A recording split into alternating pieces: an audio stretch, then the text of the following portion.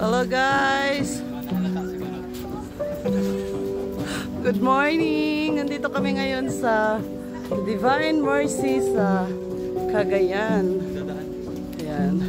Dahil first time namin pumunta dito, hindi namin alam na may dress code pala. Dapat po naka-long dress kasi hindi ka papasukin kung maiksi ang iyong damit. Pero meron naman po silang pinapahiram na saya na pwedeng isuot. Kagaya ng ate ko, pang maiksi yung kanyang dress, kaya mapipilitan siyang magsuot.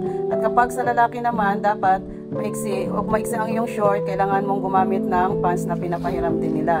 At saka bawal din po ang naka-spaghetti strap sa mga babae, at sa mga lalaki naman, bawal po ang nakasando. Kaya kagaya ng asawa ko, nakasando po siya, kaya kailangan niyang magsuot ng kapa po ba ang tawag doon. Ayan. Kailangan mo sumunod sa rules nila kasi hindi ka pwedeng pumasok kapag ikaw ay hindi sumunod. Napakaganda dito mag-picture-picture guys kasi napakalinis ng lugar at saka napakaganda ng mga halaman dito at talaga namang alagang-alaga. Kaya dapat kapag pumunta ka rito ay medyo behave ka rin kasi nga marami, nakakahiya naman kung ikaw dito ay magkakalat. Ayan, pumasok ka sa simbahan, napakaganda ng loob at pwede kang magdasal dyan at mag-wish.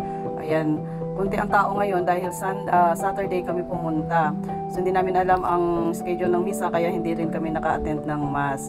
So ayan na nga, ang ginawa na lang namin, umikot-ikot na lang kami dito at nagpasyal-pasyal kasi hindi mo pwede palampasin ang mag-picture-picture dito. At dahil naulan, so hindi rin kami nakatagal at kami ay lumabas din. Ayan guys, kasama ko yung asawa ko.